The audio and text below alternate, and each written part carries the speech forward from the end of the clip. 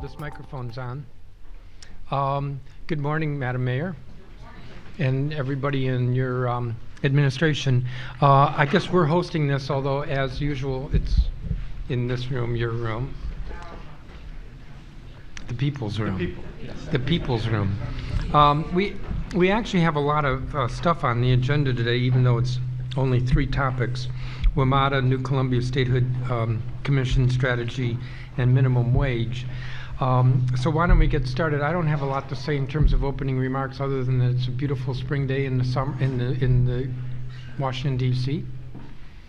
People seem to be happy, and so why don't we get to some of these items, like the first one, which is the most depressing, WMATA. I don't know if you want to say anything before Jack takes the floor. Jack? Okay. Thank you, Phil and Mayor. And first of all, good morning. Maybe I'll stand up. I can speak to everybody a little serious about this matter. Thank you all for having me today to talk about what I say is probably the most important issue we face in the region here.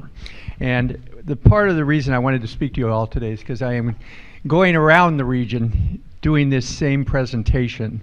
And what I'm finding, regardless of what group I speak before, whether it's the Federal City Council Board, whether it's one of the county councils, the lack of information about WMATA, about Metro. People kind of know what Metro is, but they really don't know much about it. And so I'm going to start out my presentation with a couple of facts about WMATA, and then talk about the 2 major problems we face, and then I'll be glad to take any questions. I want to put Metro in perspective, though, with other systems around the country. There aren't that many subway systems. There's about 15 altogether. New York is by far the largest. New York is 233 miles. They have 24 lines, and they serve 2.7 billion passengers a year. So New York stands by itself. Then there's really only 3 other major systems. We are the second largest. We have 117 miles, 6 lines, and we serve 271 million passengers a year. Chicago has 102 miles, 8 lines, 239 million passengers. And San Francisco, which is BART, Bay Area Rapid Transit, 104 miles, 5 lines, and 132 million passengers. There's 4 other systems that are smaller. You got Atlanta at 47 miles, Boston at 38 miles, Philadelphia, which is SEPTA, 36 miles, and Miami at 24 miles. Then everybody else is less than 20 miles. So you can see, you know, there are really 4 systems, and we're the second largest. Puts it a little bit in perspective. Now, a little bit of fun facts about Metro, okay?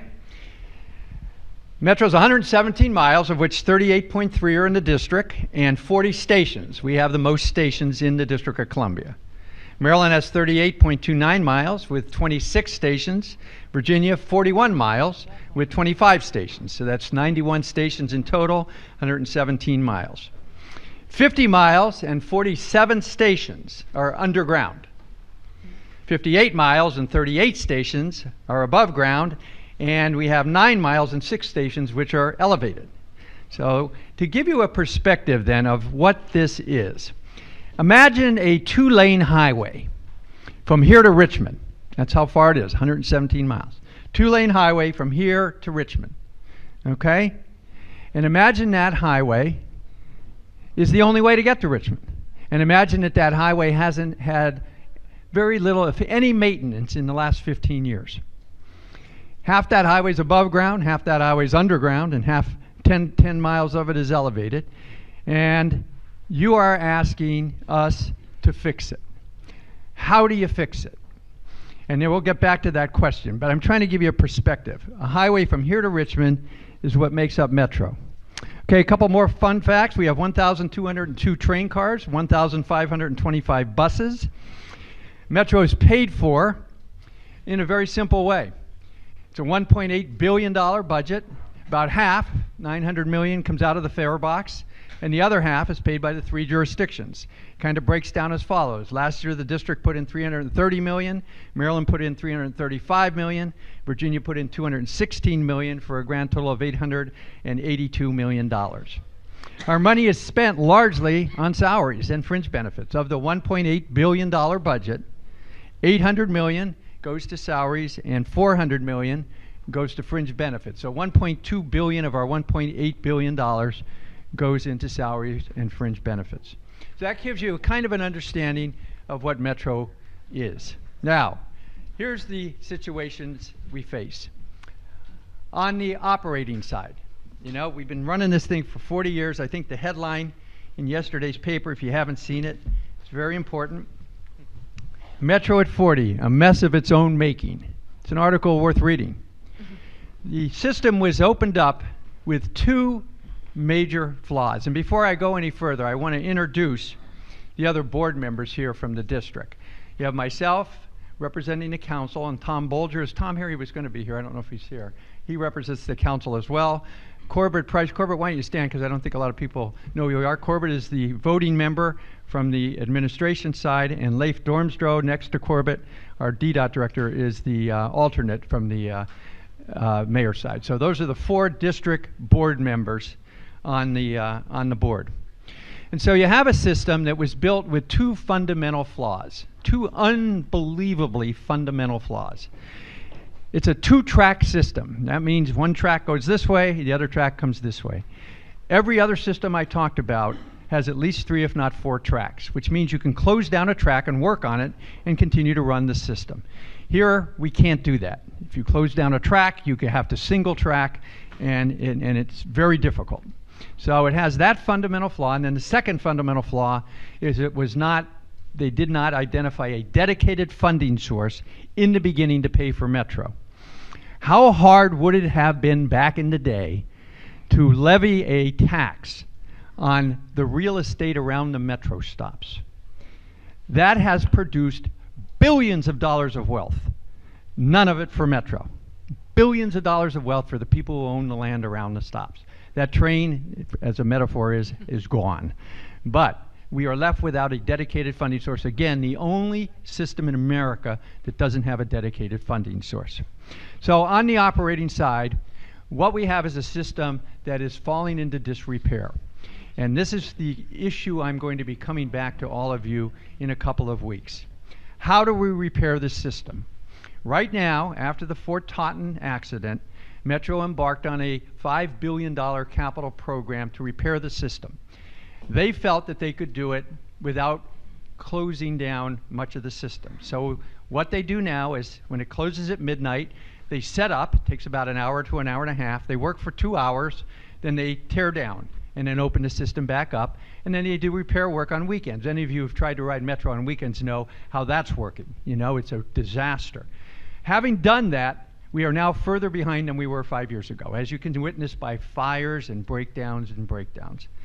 I suggested at a conference the other day, well, maybe we should close the whole line for 6 months. And you remember the reaction to that. Oh my goodness, you don't even talk about it. That's the worst idea we've ever heard. So those are the parameters we're dealing with. What we're doing today, which is not working, and closing down the system for a period of time, which nobody wants to do.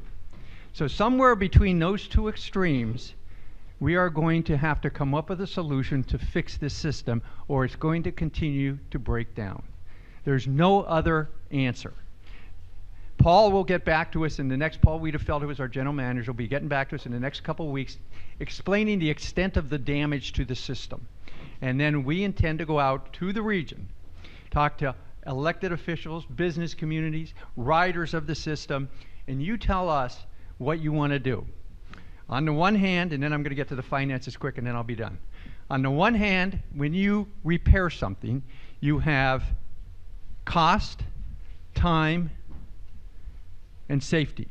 Cost, time, and safety. So if you're going to fix the little bridge over on Pennsylvania Avenue going into Georgetown, if we close the bridge entirely, we can do it in 6 months for $5 million and it's safe. If we keep half the bridge open, all of a sudden it's 18 months and $10 million and less safe. If we do it 1 lane at a time, you can see where I'm going with this. Same with Metro. Now, so we have cost, time, and safety over here, and over here we have what? Inconvenience and economics.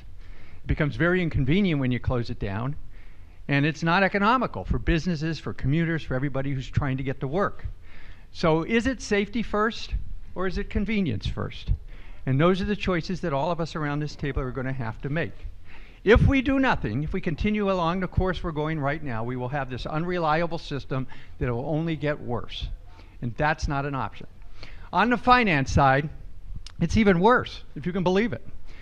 Starting out, and I've said this so many times, I'd like to ask a quiz, but I won't ask it. What's our unfunded pension liability for Metro? $2.5 billion of unfunded pension liability, okay? What is that figure? I don't think a lot of people understand what unfunded pension liabilities are, so I'll put it in context. The District of Columbia in 1975 had a $2.5 billion unfunded pension liability. District of Columbia, 75, $2.5 billion. By 1995, because we did nothing, it rose to $10 billion and was one of the main factors that brought the city down. That gives you a context. If Metro does nothing with its $2.5 billion of unfunded pension liability, it will bring Metro down. It's what's bringing Chicago down, et cetera, et cetera. On the operating side, and this is the second point I want to leave the council with, and the mayor. We balanced our budget last year, budget's $1.8 billion, by using $100 million of capital money, one-time capital money that was legal to do. Budgets grow about 2-3% a year, so I'm $100 million in the hole going into 2018 budget. Add another $40 to $50 million in general increases. We're going into labor negotiations right now, and we have binding arbitration, meaning that we will at least lose half, if not more. Add another $30 million to it. So we're about $180 million in the hole starting the 18 budget, with no real prospects of figuring out how to balance the budget. I refuse to raise fares. I think the fare system is idiotic as it is. And secondly, given the service we are offering, nobody's going to pay more to ride on Metro. So $180 million in the hole. Where do we get the money from? Remember, half from the fare box, half from the jurisdiction. So I want to alert everybody here that unless I'm able to get the federal dollars I asked for, Maryland, DC, and Virginia are going to be on the hook for another $180 million starting next year. That's a lot of money. Our share of that would be about $65 to $70 million. Finally, the capital side. We have about $18 billion of capital needs. And to give you an example, what am I talking about specifically? Let's talk about Virginia. When they expanded the Silver Line and are taking the lines out to Dulles Airport, it means a lot more trains. Right now we have something called the Roslyn bottleneck. The only way to get into the city from that area is through the tunnel at Roslyn. It carries 26 trains an hour. We are at capacity. By the time we get out to Dulles, we will have 40 trains an hour trying to get through that tunnel, which is just going to back everything up. We need a new tunnel. Everyone knows we need a new tunnel. It's a $3 to $5 billion cost item, and no one is planning to build it. No one has done anything to plan to build it. So on the capital side, that's just one example of many capital items, including repairing this system that we are going to need money for. On the operating side, we're $180 million in the red going into the 18 budget, and we have a $2.5 billion unfunded pension liability. And you wonder why I'm worried. The solutions are two. Number one, I went to Congress to testify. I need $300 million a year from Congress. Congress has federal government has 4 members of the board, just like we do, just like Virginia does, just like Maryland does, and they pay 0 on the operating side, not a dime. We pay 300, 300, 300. So Congress, I'm hoping to get them to kick in their fair share, in which case I would be able to at least balance my budget. On the capital side, the dedicated funding source. We need about $1 billion a year. And this goes to all of us in the room. We have to sit down with Maryland and Virginia and get this thing worked out. It has been 25 years we've been talking about this thing, and still there is no progress on it. We, the district, are way ahead. We passed a bill, when was it, Phil? 2006, a dedicated funding source for Metro of 0.5 cent of our sales tax. We passed it. It's on the books. Maryland and Virginia continue to do nothing. The ostrich approach. Maybe if we do nothing, it'll all go away. And then finally, the Metro Safety Commission Compact. And you're working on that at COG, and I know the mayor, you're working on that. For whatever our Secretary of Transportation has said that is critical to him, so hopefully we will get that done to replace the Tri-State Oversight Commission. And the final thing is I'm working with our CFO on a dedicated funding source. Since Maryland and Virginia won't do anything, Jeff is working on what could we identify, or a combination of things could we identify for the region, running the numbers that could get us $1 billion a year, and then how do we get them to focus on doing something. So that, I wanted to leave you with that, just to show you the magnitude of the problem we're dealing with. The District of Columbia, even more than the other jurisdictions, relies on Metro, and we just have to get this problem fixed. And it's a real daunting problem. So I'll turn it back over to you, Phil, and see if anybody has any questions. We'll start with Mayor. Do you have anything you want to add? No, I want to thank Jack for his leadership on the issues. I agree wholeheartedly. I think with his assessment about what we need on the operating side and the capital side, keeping in mind that the numbers that he threw out are one part of what the District of Columbia, of course, is responsible for doing for our residents. So it is a balance.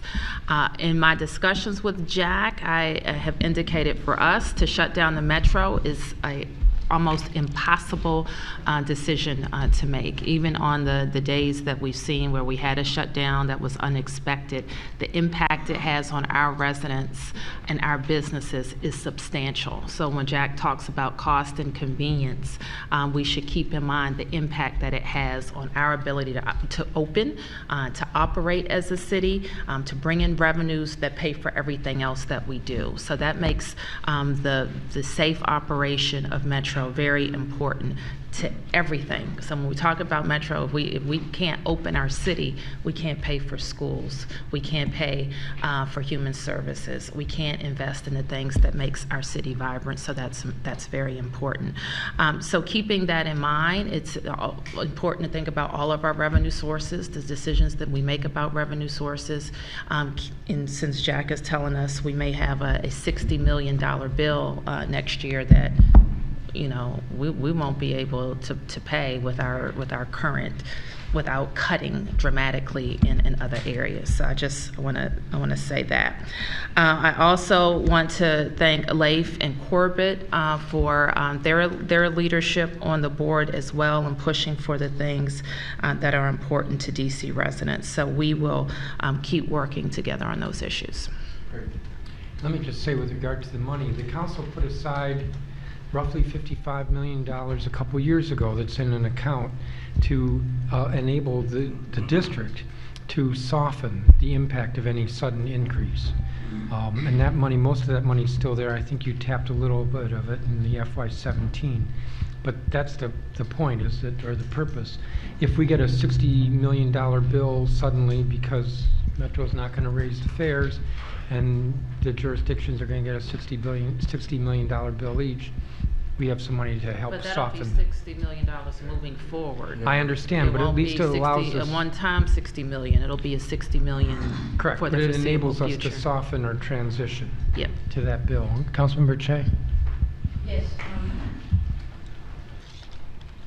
You all were talking at a high level, but I have something perhaps more commonplace. I've gotten emails from my constituents who are worried about riding on the subway, and one in particular who travels with his daughter every morning says that there's never been any indication by Metro about what they should do in cases of emergency or smoke or what have you. And he's tried calling Metro. This is how they have to travel. So what, Jack, can you say, and I know it's not on you, but I wonder if you can help us out, what can you say about the riding public now who's worried about their safety, and what should they do should there be some sort of an event? There's great uncertainty, even among the Metro officials apparently, about what people should do, and there's a great deal of insecurity. Mary, it's a great question. And on Saturday night when the incident occurred up in Tenley, I raised those questions. As I said to Paul, don't we rehearse this, train for this all the time? And if we do, why, when the incident happens, is there panic on the trains? Like the operator doesn't know what to do. Nobody knows what to do. And it's unacceptable. So what I've said to him is we need to start having public training drills.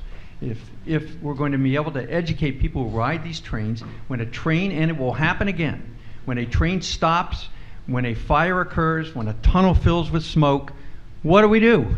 And nobody seems to know. And so I'm with you. We have to get that training out there.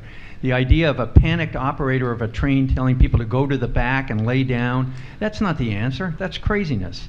And so, good point on that, and I don't have an answer for you. I'm in astonishment myself that these continue to happen and we have no visible answer. And then the second part of your question, I thought, was about safety, just people feeling unsafe physically in these stations. And we have ramped up, we've dressed our police officers in bright yellow vests and Metro employees so that there is at least a feeling that there's some security around. But again, we need more police officers, Metro police officers, which we don't have the money for, on the platforms, in the stations, on the trains. And it goes to my point. I just told you guys we have a $180 million shortfall out of the box. All right? I need more police officers. I need more lit stations. I need better signage. I could go on and on about the cost that I need to fix this system, or at least make it more manageable. And I don't have the money for it. That's the problem. But your first point is well taken, and Metro has just got to do a better job of Metro. I've never run into an organization like this that is so closed. They don't want to tell anybody anything. They don't want to acknowledge there's a problem. And I have to open this up to make it better. So anyway. Compared to the Bureau of Prisons, I think. Maybe the Bureau of Prisons is. Charles? Thanks. A couple of quick things. First, Jack, I watched most of the hearing when you went down to Congress and with Congressman Meadows and others. You just did a great job representing the district, and I appreciate it. You kind of flipped the script on them, and I think you made your point really well. So thank you for your leadership and the way you handled that. Second thing, a little bit of a comment, but I guess there's a question in there. I think appropriately you've talked about the Metro Rail, and as somebody who rides Metro Rail and Metro Bus pretty much every day, I choose to ride Metro. It's convenient. I feel comfortable. I feel confident when I ride it. But I think you're appropriately focused on a lot of the Metro Rail issues. What I'm concerned about, though, big picture as well, though, is that as we work to fix and solve so many of our Metro Rail infrastructure problems, that the Metro Bus, which is what connects our neighborhoods. Metro Rail does a great job of getting people in and out of our city. Metro Bus is what connects many of our neighborhoods and what DC residents rely on significantly. I don't want that to get lost in the mix, and I certainly don't want to see us kind of rob Peter to pay Paul, as we have to make sure that we've got quality bus service that connects our neighborhoods. And just if you can address a little bit of that. While the rail is going to dominate, I know bus is incredibly important, and we don't want to see any slide there. Okay. My observation of the bus is it's much better than it was when I was there in the 90s. I have to say the bus is operating better. The way bus is set up, as you know, Metro runs bus, but the district pays for our service. So yesterday at the hearing, the idea of a G9 came up. The G9, people would like to start at the border of Rhode Island Avenue and come all the way down Rhode Island, because it's become a very busy corridor, and right now there's no bus that goes straight down. There are buses that come down and turn off along the way. So the question is, in order to run a G9 and alleviate some of the problems over there, it would cost us $1.04 million. So the city would have to come up with that, pay for that. Metro is ready to put a G9 down there. We have a lot of crowding on 14th Street and 16th Street. So the idea is there a way of coming up with bus, rush hour bus lanes, right? Pardon me?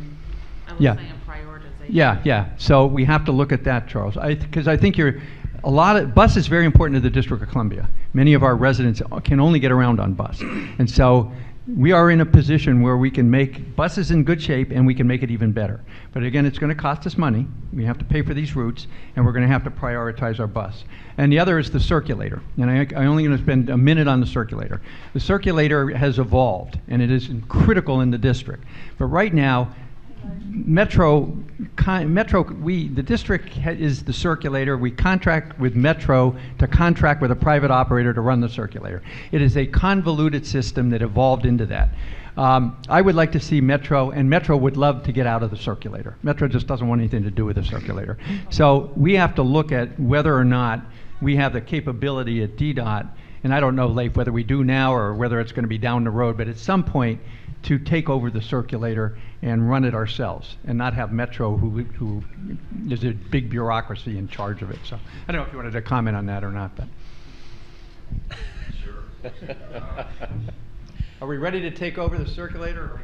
I think that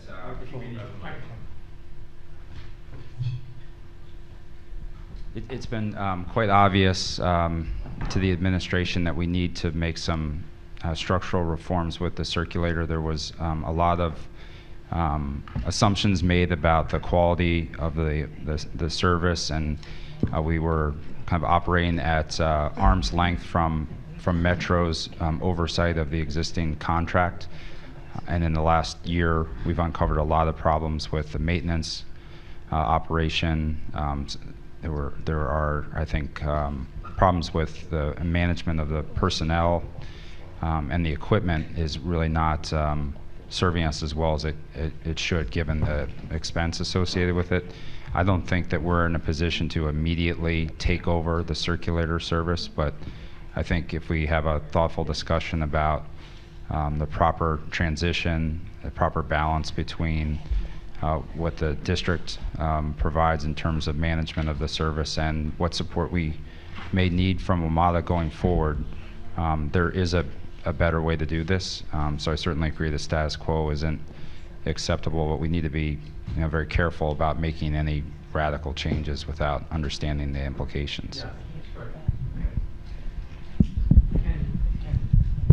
I'll make mine brief. Actually, Charles raised the same issue that I wanted to raise about the buses, because it's really critical to a number of residents throughout the district, particularly in Ward 5. And your response, Jack, quite frankly, was spot on, because I was going to raise the issue of the G9, which is a route that has been proposed a couple of years ago but has gone unfunded thus far, that would go from downtown all the way up Rhode Island Avenue in one seat all the way to Mount Rainier. And it's something that we've been getting a lot of emails,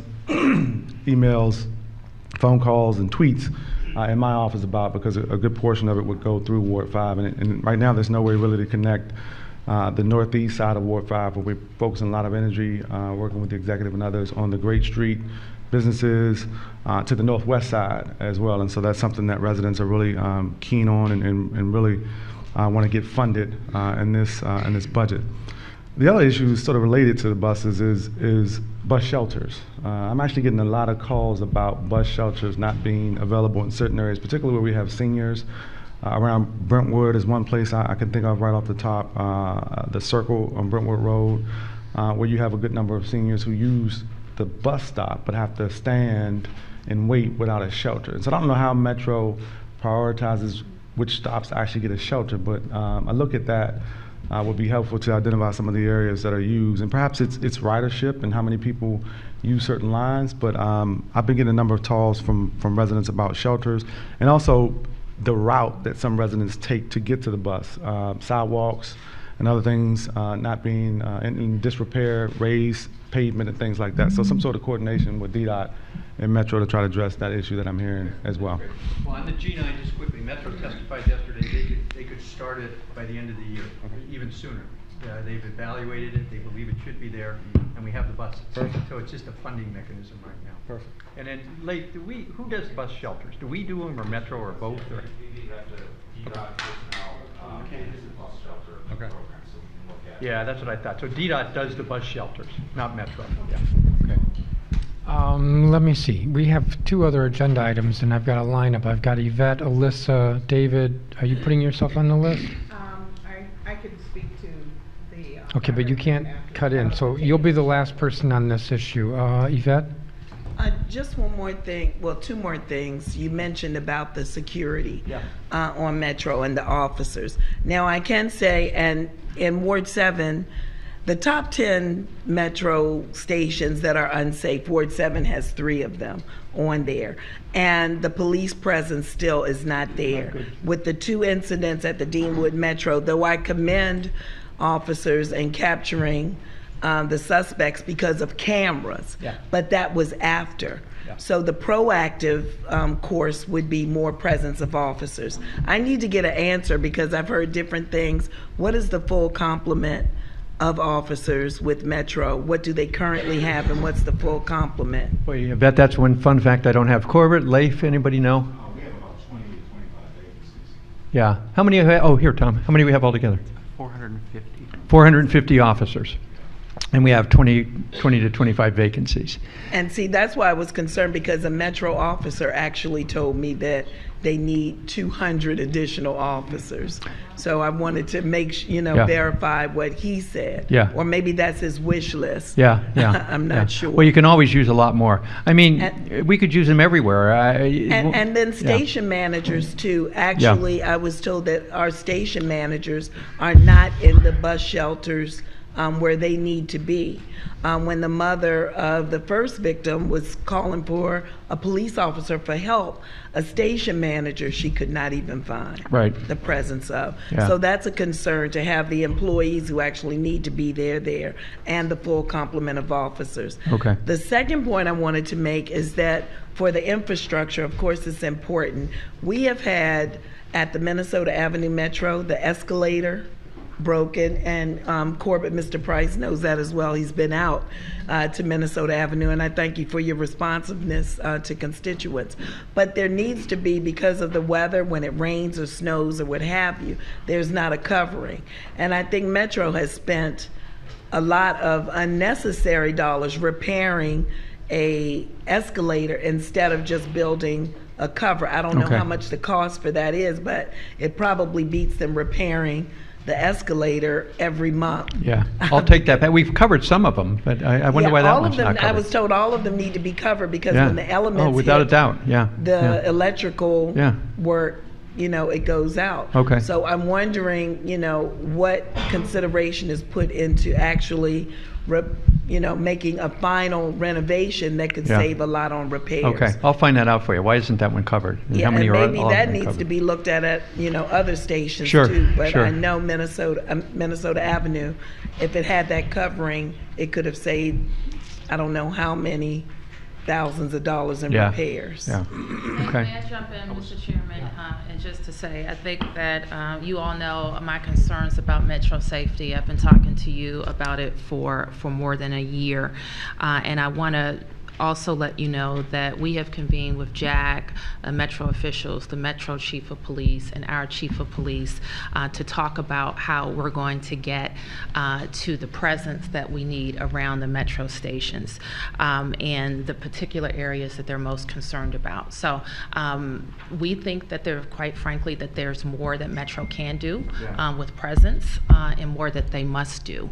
And just like we can't say that we're going to jump 200 officers, it's impossible, from not only just being able to recruit and train and make sure you have the right people in a short period of time. So we think that Metro is going to have to be creative about getting presence where presence is needed. And that doesn't always mean that it's a police officer doing police work, but that there's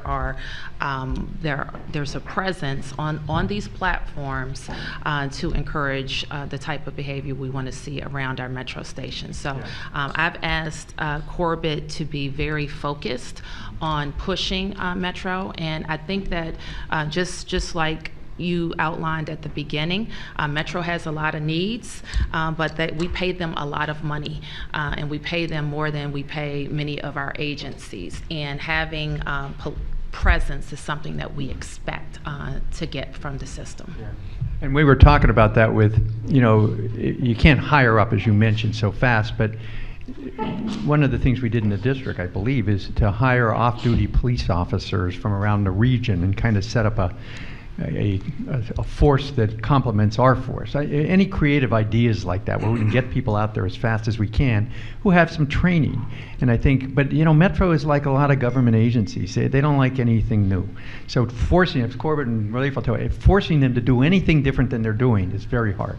But your point is well taken. We need to get a presence. We need to get people at the gates.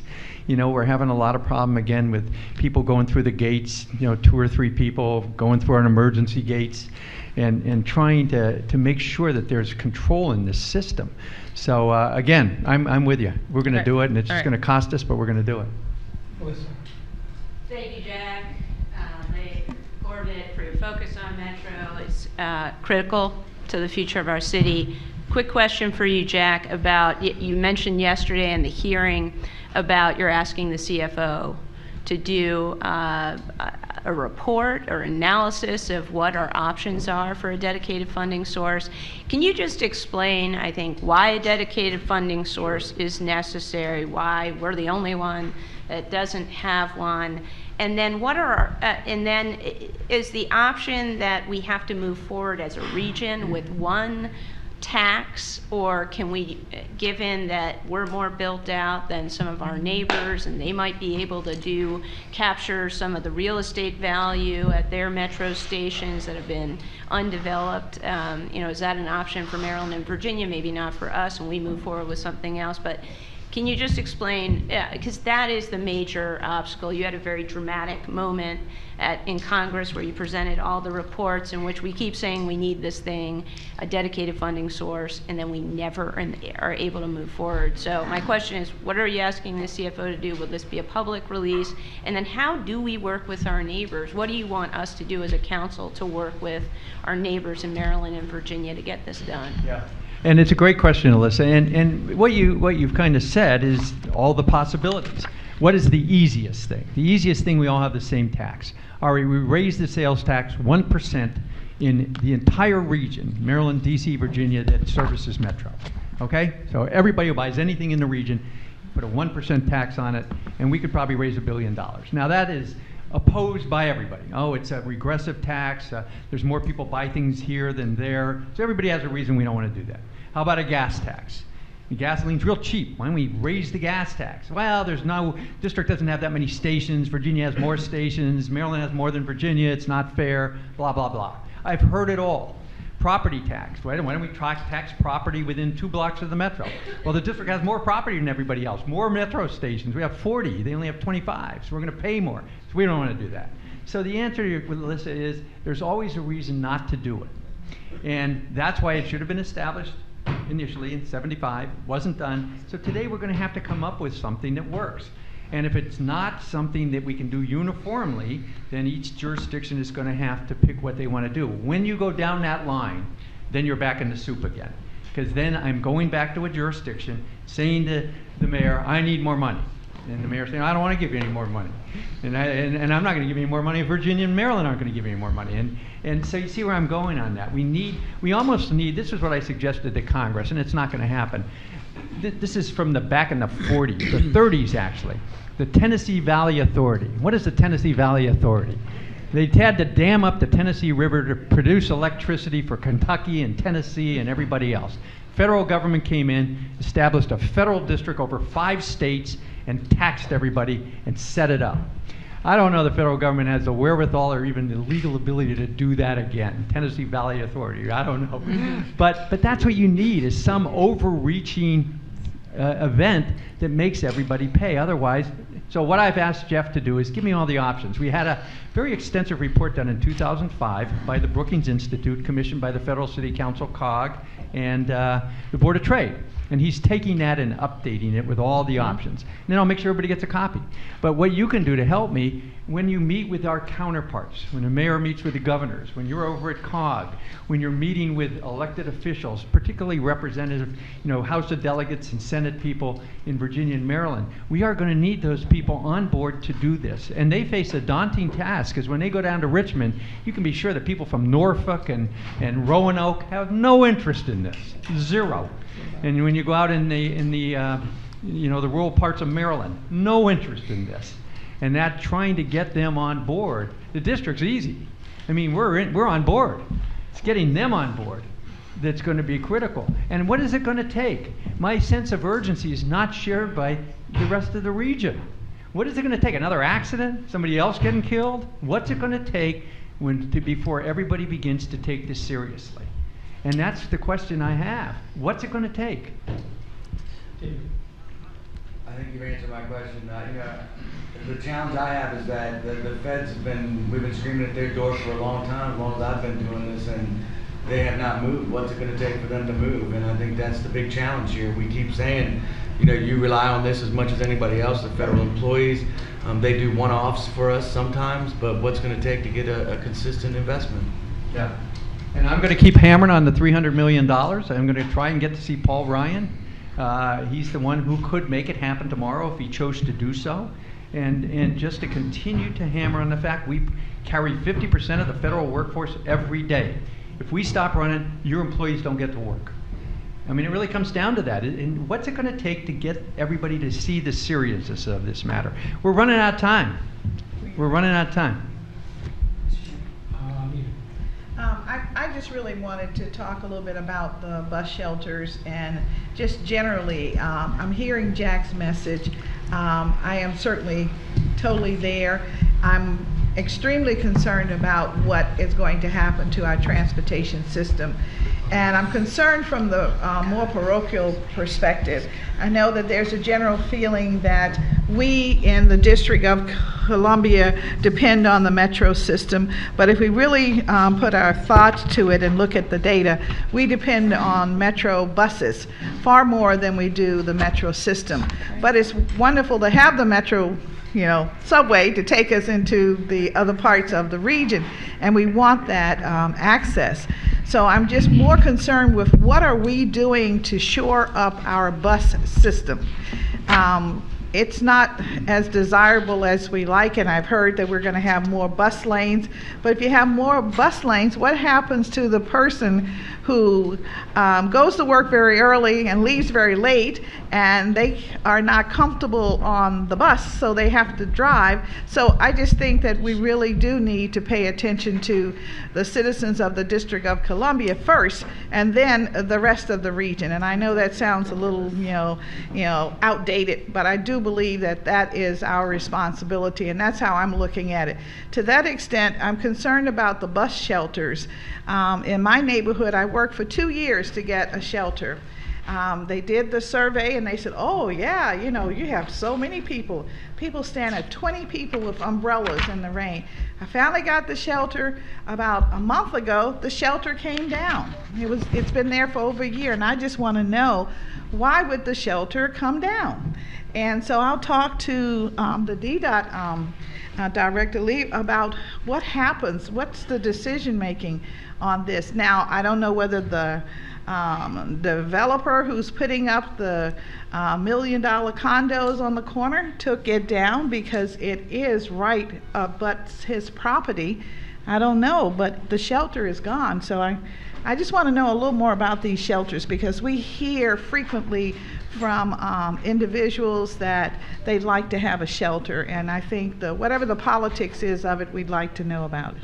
There's no politics in it that I'm aware of. And actually the city, I guess it was probably back to 2007, 2008 timeframe, transformed the way we do shelters, and I think for the good. So if there's some issues that are percolating about shelters, we should know about them. So where we've come from is having not very good attention or maintenance or construction of shelters to having, I think, a very good system that relies on advertising. So what we want to make sure is that the vendor is making the types of decisions based on need too.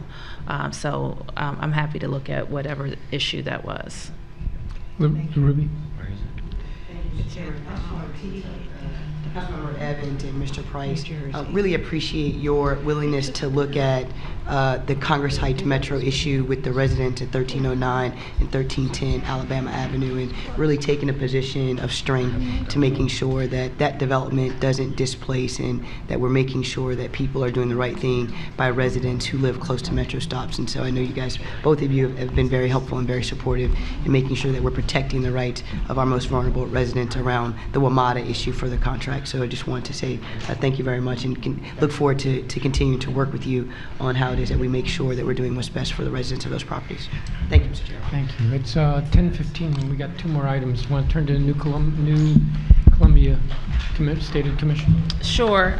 We wanted to give you a quick update on where the Statehood Commission is. And as everybody knows, the chairman and I co-chair the Statehood Commission, which was created by the council in 2014.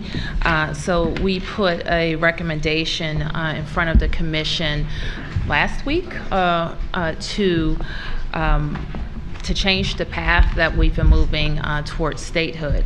The most recent course has been to rely on the bill that the Congresswoman has put before the Congress for some years now. And what we have proposed now is to follow the path that Tennessee and other states took to becoming a state. And that is to have the question of statehood on the ballot, to have a ratified boundary that would define the boundaries of the state, and also an updated constitution. And so that is what we asked the Statehood Commission to approve. That is what the Statehood Commission did approve. And the Statehood Commission would be prepared then to send a piece of legislation to the council, asking the council to put the question on the ballot. And we would be working towards a date to have that done by July, so that the Board of Elections would have time to handle the issue, make a decision on the issue, and have it on the ballot. So that's where we are. Let me just say to members that I believe there have been some discussions between my office and Beverly with regard to whether there needs to be some legislative, how do I want to put this, clarification to enable the commission or the delegation to do more lobbying. I'm going to look at this a little further, but we may put something on the agenda for next Tuesday to ensure that there are no, what do I want to say, no obstacles. Other questions from any members? Then why don't we turn to minimum wage? Well, before we do that, I should have mentioned that there's going to be a lot of help that the commission will need. From our side, the senior advisor's office staffs the Statehood Commission, and I know the chairman's staff has also been helpful. But I think I would speak for everybody in saying that we would need a lot of help, and there will be working groups established in the time between now and sending the legislation to the council, and I would hope that all the members of the council would participate in those working groups. We did show just a quick outline of how we get there, including the release and discussion of a draft constitution, kicking off the efforts with the commission to a broad audience, and then the public engagement and community participation in getting there. So that's where we are. I would be remiss if I didn't recognize our Senator, Mr. Strauss. Is there anything you want to add to the conversation? Just that on behalf of the other commissioners, we're excited to be part of this plan. We do need a lot of help. We recognize that we have a unique role in this process, but we need the involvement of all of you. It's an ambitious timetable, but we are an ambitious commission. When you think about everything you're discussing today, you know, whether it's getting federal involvement to pay their fair share of Metro, think of what the impact of 2 voting senators in statehood would have on solving just about every other problem that comes before you. So this is not a side political agenda. This is really correcting the structural imbalance that makes our life here difficult. Thank you.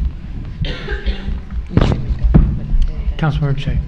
I just want to make an observation. First of all, I'm very happy that we're doing this. I think it's wonderful. But I also think that it shouldn't be a one-off, even as big as the project is. I think that it should be paired with a plan for the future about how we're going to approach Congress for what we want to accomplish. And I'm not so sure that we're doing that as effectively as we could. A lot of what we do is sort of insulated. We talk to ourselves. We have to extend that to have a plan and to be able to execute it to deal with Congress. So I just wanted to make that point, that it should be part of a longer-term project. This, of course, very important, but then next steps already being planned.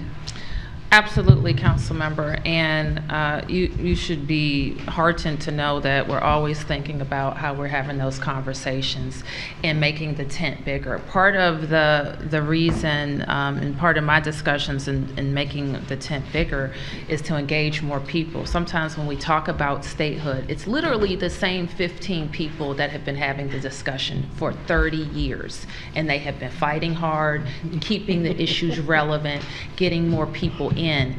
But I think we all know, we all have a responsibility to make that tent bigger. And that's those of us who are in the district, people in all 50 states, people who are Democrats, people who are Republicans. It is becoming harder and harder, and I think that we have seen recently as people try to explain it, why it makes logical sense to deny the people of the District of Columbia the same thing that they enjoy in Ohio or Vermont or New York. And I liken it to the discussions finally that I heard when people were having a hard time explaining why same-sex couples shouldn't marry. They were finding it harder and harder to make logical sense of it. And I think that is where we see the discussion going. So I am we're open to a lot of conversations, and different people have different networks to tap into, and we need to think about that. It's a grassroots effort, it's a business effort, it's a civil rights effort, and all of those things have to be in play. But I think what we also see is that, and with this election, we don't know what the turnout, what will happen in the White House, in the House, or in the Senate, and we should be prepared. This is why I feel so strongly right now, is that if we have an opportunity, we should be ready. We shouldn't have people who are going to push this fight for us, waiting for us to say we want to be a state, or waiting for us to say we've upset. We will be ready to present that when the opportunity arises. Mr. Attorney General. Sure. If I may, I welcome the opportunity, of course, to collaborate with the executive and the council on this. We have been embraced at the Office of Attorney General by the National Association of Attorney General and the Democrat Association of Attorney General, 19 Democrats strong, who, I think around the table, if we're able to get the mayor and others in front of these folks, we can get some commitments. Absolutely. So OAG is very happy that budget autonomy is behind us and that we can all play on the same team here. Absolutely. We're always on the same team. Thank you. If there's nothing else, why don't we turn to the last item on the agenda? Sure. So let me start by talking about a piece of legislation that we submitted to the council, I think, last week. And I announced in the State of the District that this is a recommendation that I would make to the council. So it is part of the $15 minimum wage, and you should have it. And we're asking that you consider it with some urgency and move forward. We know that we enjoy a strong economy here, but we also know that our growth and change has presented a lot of challenge for people who are who don't make as much money, have no incomes, or are really trying hard with the incomes that they have to enjoy a middle-class life here in Washington, D.C. Prosperity is growing, but it's not reaching everybody, and in fact, some people are less well off than they were 5-7 years ago. And 1 in 4 people in Washington live below the poverty line. So over the past decade, we've seen that income inequality in the district has remained one of the highest of anywhere in the country. And a recent report found that the lowest income DC residents, overwhelmingly people of color, and nearly half of these earners were born in Washington, DC. They're native Washingtonians. And many of them are trying hard. They're playing by the rules. They're putting in long hours, but they still can't afford to live comfortably here in DC. So a family with 2 minimum wage wage earners makes just over $43,000 a year, which is a full $65,000 below the area median income. So low wages create an invisible ceiling that prevent working people from really getting a fair shot. And so when you boil it down, economic inequality is our city's single greatest challenge. And so DC workers earning the minimum wage have no clear pathway out of poverty. So we see raising the wage as not only a complement, but a necessary factor in ending homelessness and making sure our efforts around affordable housing actually bear fruit for people who need it the most. We see it also as a way to combat some serious public safety issues that we have in parts of our city, that people have to see that working a full day's work will lead to them being able to take care of themselves and their families. We also think it's a critical part to making sure that our citizens who are returning home in larger numbers have an opportunity to reintegrate with their families. So that's where we are with the Fair Shot Minimum Wage Act of 2016. We are also that we included, now some states haven't, some cities haven't, who have moved towards the minimum wage. Our bill does include how to deal with tipped wage workers. And I think most people know that there is a minimum wage for tipped wage workers, which is currently $2.77 an hour. What our proposal does is lifts that by 2022 to $7.50 an hour. So we address both. We address having a $15 minimum wage by 2020 and an increase to the tipped wage by 2022. I'll be on next. Let me say a little bit more about the ballot initiative that's circulating and how our bill, the Fair Shot bill, is different from the ballot initiative. And we don't know if the initiative is going to get on the ballot, but even if it does, we ask the council to consider what's before you. So the current, we will be at 1150 on July the 1st, and and this slide shows you how the current law and the ballot initiative affect the wage. What's the next slide? The difference is the ballot initiative would basically eliminate tips by 2025.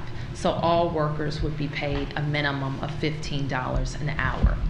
Our bill keeps tips, but guarantees tipped wage workers, instead of $2.77 an hour, if it would guarantee them $7.50 an hour if their tip wages did not make the minimum wage. So that's the difference.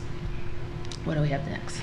And so we have been working and talking with the advocates on both sides. The restaurants, a very important employment sector in our city, and also folks who have been fighting for 15 and especially focused on the tipped wage. They each want exactly what they want and haven't moved that far towards each other. We actually think that our bill will help them move towards each other. So on the one hand, we have some in the advocacy community that only want the minimum wage, $15 for tip wage workers, and that's it.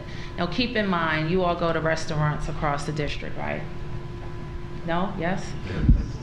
Some? Jack? You go? You go to some? Everywhere.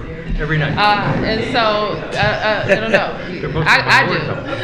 And the truth is, a lot of our tip wage workers make well over $15 an hour. And so to go to a $15 minimum would not be good for their bottom line. But we also need to protect the tip wage workers who aren't making that amount. And in fact, being paid only $2.77 sometimes puts them at the mercy of restaurants who would have them come in, because that's their only risk in having them come in is $2.77 per hour. So we increase the minimum, so that's what they're guaranteed. But we also protect the workers who we know in the vast majority of DC restaurants are making in excess of the minimum wage. So that's what is before you, and we ask that the council send a strong message that this balanced approach is where we should go. That we should continue to support our tip wage workers who are, earning a lot more than $15 an hour right now today, but we should also protect our tip wage workers who are not, and we think that $7.50 gets us there.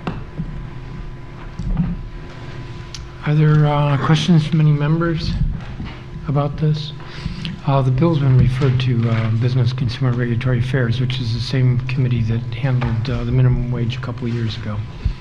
Okay. If there's nothing more on that, I think that completes our agenda items. I think next month you're hosting probably in the same room. In the same room, indeed. Thank you. Thank you, Madam Mayor.